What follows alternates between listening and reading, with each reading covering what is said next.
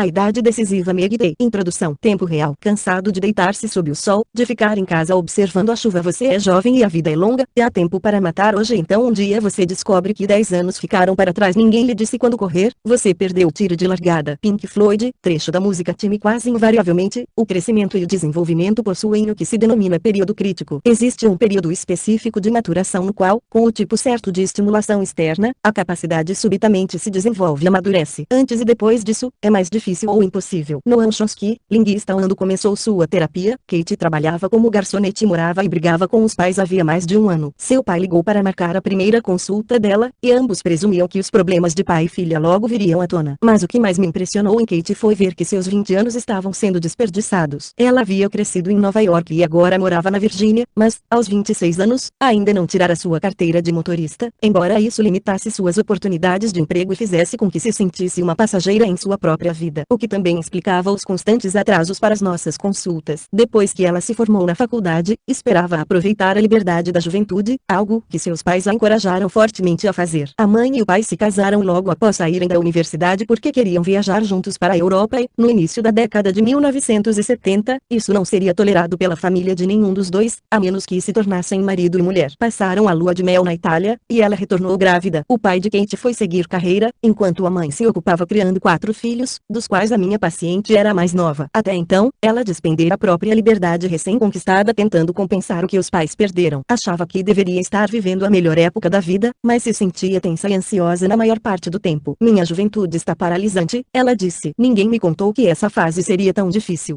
Kate preenchia a mente com seus conflitos emocionais para esquecer como a vida estava de fato, e parecia fazer o mesmo nas horas de terapia. Quando vinha às sessões, chutava para longe sapatos, arregaçava as pernas da calça jeans e contava as novidades do fim de semana. Nossa conversa com frequência se tornava multimídia, pois ela me mostrava e-mails e fotos. Além disso, ela recebia mensagens de texto com as últimas notícias no meio das nossas sessões. Em algum ponto entre as novidades contadas, descobri o seguinte: ela achava que talvez fosse gostar de trabalhar com angariação de fundos. Esperava descobrir o que queria fazer quando chegasse aos 30 anos. Os 30 são os novos 20, ela disse. Esta foi a minha deixa. Sou muito entusiasta dessa fase para deixar que Kate, ou qualquer outra pessoa com a mesma idade, desperdice o próprio tempo. Como psicóloga clínica especializada em desenvolvimento adulto, vi inúmeros jovens desperdiçarem muitos anos vivendo sem perspectiva. O pior são as lágrimas vertidas na casa dos 30 e dos 40 por pagarem um preço alto no lado profissional, afetivo, financeiro e reprodutivo pela falta de visão na juventude. Eu gostei de Kate e queria ajudá-la, por isso insisti que chegasse na hora às sessões. Interrompia relatos sobre sua última transa para perguntar se ela já tinha providenciado a carteira de motorista e como andava à busca de um emprego. Talvez mais importante, Kate e eu debatíamos como deveria ser a terapia e de que maneira estava vivendo seus 20 anos. Ela se perguntava se deveria ficar alguns anos na terapia analisando o seu relacionamento com o pai ou se deveria utilizar aquele dinheiro e aquele tempo para viajar pela Europa em busca de autoconhecimento. Não recomendei nenhuma das duas alternativas. Expliquei a Kate que, embora a maioria dos terapeutas concorde com Sócrates, que disse que a vida não analisada não vale a pena ser vivida, uma frase menos conhecida do psicólogo americano Sheldon Cooper poderia ser mais relevante aqui: a vida não vivida não vale a pena ser analisada.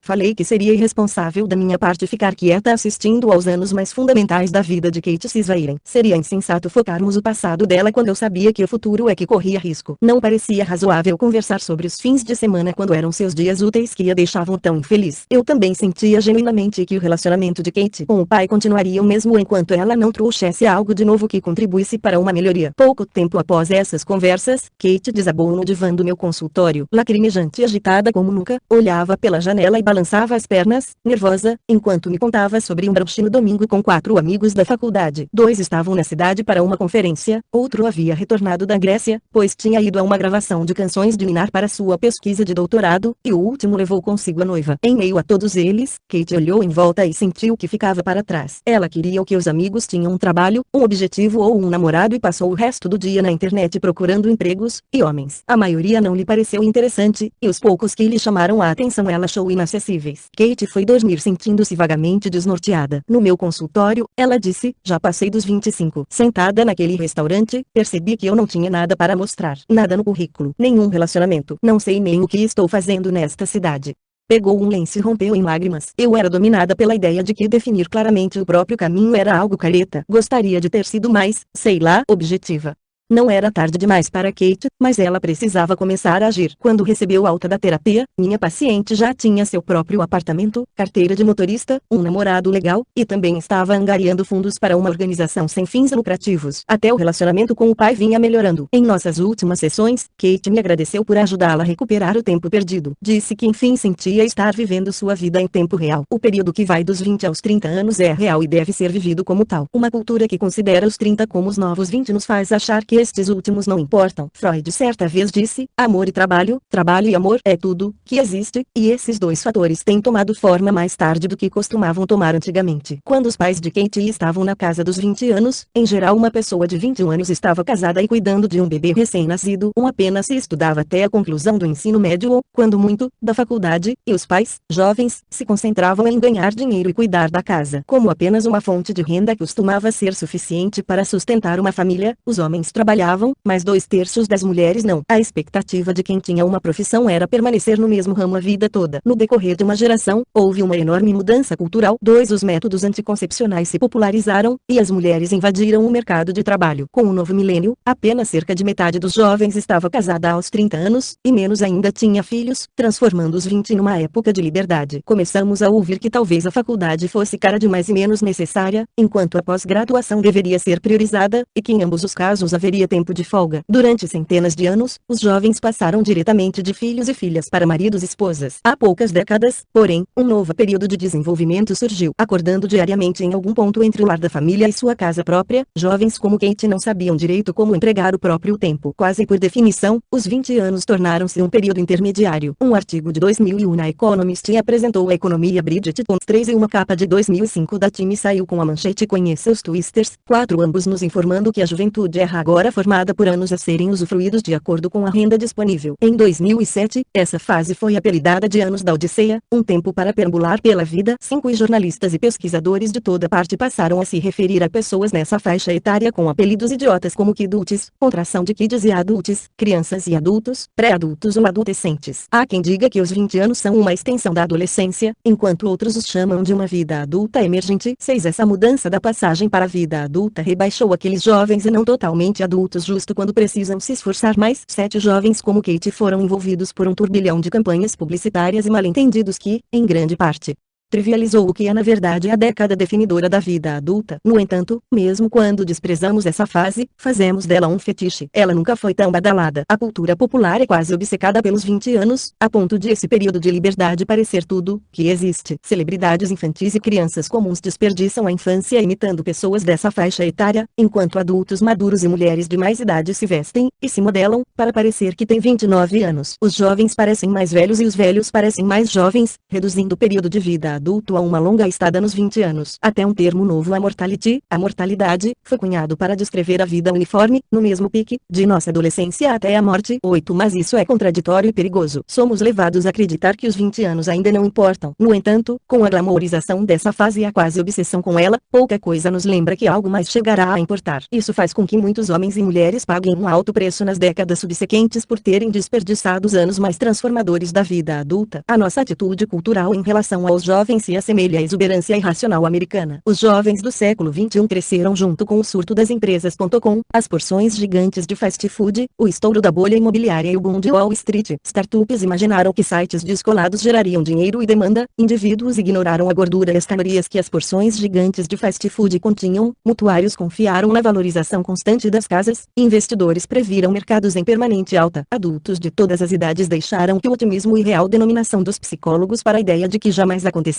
algo de ruim com você se apoderasse da lógica e da razão. Adultos de todas as origens deixaram de fazer contas. Agora os jovens na casa dos 20 estão fadados a ser outra bolha prestes a explodir. No meu consultório, tenho percebido o estrago. A grande recessão e suas consequências duradouras deixaram muitos jovens se sentindo ingênuos, até devastados. Eles estão mais instruídos do que em qualquer outra época, mas uma pequena porcentagem encontra trabalho assim que sai da faculdade. Muitos empregos básicos deixaram de existir, pois foram transferidos para o exterior, dificultando o início de sua vida profissional. 9 Com uma economia em retração e uma população em crescimento, o desemprego atingiu o auge em décadas. 10 Um estágio não remunerado é o novo primeiro emprego. 11 Cerca de um quarto das pessoas em seus 20 anos não trabalha e outro quarto Tem uma ocupação apenas em meio expediente. 12. Aqueles que têm empregos remunerados ganham menos do que seus equivalentes na década de 1970, considerando-se os valores corrigidos pela inflação. 13. Como o trabalho temporário substituiu as carreiras de longo prazo, os jovens não param quietos. A maioria deles terá experimentado uma série de ocupações ainda aos 20. Um terço se mudará a qualquer momento, deixando família, amigos, currículos e egos dispersos. 14. Cerca de 1 em cada 8 retorna para casa a fim de morar com os pais, em parte porque os salários estão baixos e a dívida do crédito universitário é alta. Parece que todos querem ter 20 anos, exceto quem os tem. Por toda parte, a ideia de que os 30 são os novos 20 começa a despertar uma nova reação. Meu Deus, espero que não.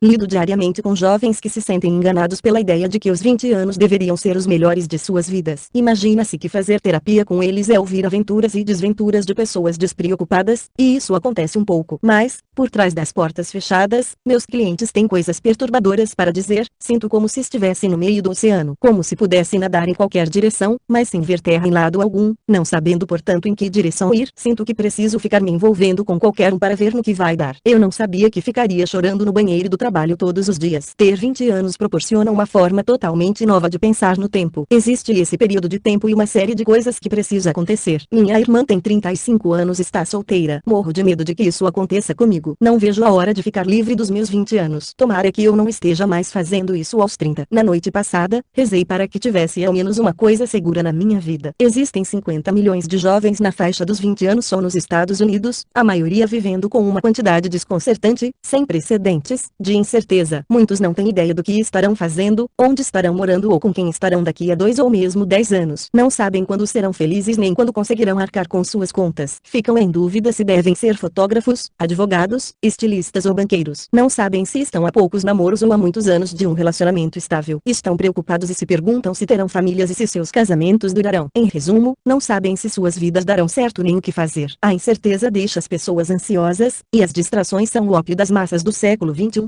Assim, jovens como Kate são tentados, e até encorajados, a não se preocuparem, a fecharem seus olhos e esperarem pelo melhor. Um artigo de 2011 da revista New York, argumentando que os jovens na verdade estão bem, explicou que, embora enfrentem uma das piores condições econômicas desde a Segunda Guerra Mundial, os jovens atuais estão otimistas. 15. O artigo concluiu que, com música grátis online, você não precisa de dinheiro para comprar uma enorme coleção de discos e que Facebook, Twitter, Google e aplicativos grátis tornaram a vida de quem tem o orçamento apertado bem mais divertida. Reza um ditado que a esperança é um bom desjejum, mas um péssimo jantar. 16. Embora tê-la implique um estado mental útil que pode ajudar muitos jovens frustrados a saírem da cama de manhã. Ao final do dia eles precisam de mais do que otimismo, porque, aos 30, muitos deles vão querer mais do que diversões e coleções de discos. Sei disso porque ainda mais convincentes do que minhas sessões com jovens problemáticos são as com ex-twisters, pessoas agora com seus 30 e 40 anos que gostariam de ter feito algumas coisas de outra forma. Tenho testemunhado a verdadeira dor que acompanha a percepção de que a vida não será bem sucedida. Podemos ouvir que os 30 são os novos 20, mas com ou sem recessão, quando se trata de trabalho, amor, cérebro e corpo, os 40 definitivamente não são os novos 30. Muitos jovens na faixa dos 20 supõem que a vida começará a dar certo após os 30, e pode ser que dê, mas ainda assim será uma vida diferente. Imaginamos que, se nada acontecer aos 20, tudo continuará sendo possível na década subsequente. Achamos que, evitando decisões agora, mantemos todas as nossas opções em aberto para depois, mas não fazer escolhas também é uma escolha. Quando muita coisa foi deixada pendente, a pressão aos 30 é enorme para seguir adiante, casar-se, escolher uma nova cidade para morar, ganhar dinheiro, comprar uma casa, curtir a vida, fazer pós-graduação, abrir um negócio, obter uma promoção, poupar para a faculdade dos filhos e aposentadoria, e ter 2 ou 3 filhos dali a um período de tempo bem menor. Muitas dessas coisas são incompatíveis e, como as pesquisas estão começando a mostrar, simplesmente mais difíceis de se fazerem ao mesmo tempo após o período dos 20, 17 aos 30, a vida não termina, mas dá uma sensação categoricamente diferente. Um currículo razoável que costumava refletir a liberdade da juventude subitamente parece suspeito e vergonhoso. Um bom primeiro encontro não mais suscita fantasias românticas sobre a alma gêmea, mas nos leva a fazer cálculos sobre a época mais breve em que será possível nos casarmos e termos um bebê. Claro que muitos conseguem isso e, após o nascimento do primeiro filho, casais nos seus 30 anos costumam falar de um novo propósito e um novo sentido. Também pode ocorrer uma sensação pungente de arrependimento arrependimento ao saberem que será difícil dar ao filho tudo o que gostariam, ao descobrirem que problemas de fertilidade ou a simples exaustão impedem o aumento da família que agora desejam, ao perceberem que estarão com quase 60 anos quando os filhos forem para a faculdade e talvez 70 quando se casarem, ao reconhecerem que talvez jamais conheçam seus netos. Pais como os de Kate estão tão empenhados em proteger os filhos do próprio tipo de crise de meia-idade ou arrependimento por terem se estabilizado tão cedo que deixam de ver que uma crise de meia-idade totalmente nova, pós-virada do milênio, está se desenvolvendo. Esta vem ocorrendo porque, enquanto estávamos ocupados nos certificando de que não perdíamos nada, nos preparávamos para perder algumas das coisas mais importantes da vida. Porque fazer algo mais tarde não é o mesmo que fazê-lo melhor. Inúmeras pessoas inteligentes e bem-intencionadas em seus 30 e 40 sofrem um pouco ao se defrontarem com uma vida baseada em recuperar o tempo perdido. Olham para si mesmas e para mim sentada diante delas no consultório e dizem sobre seus 20 anos, o que eu estava fazendo, em que eu estava pensando.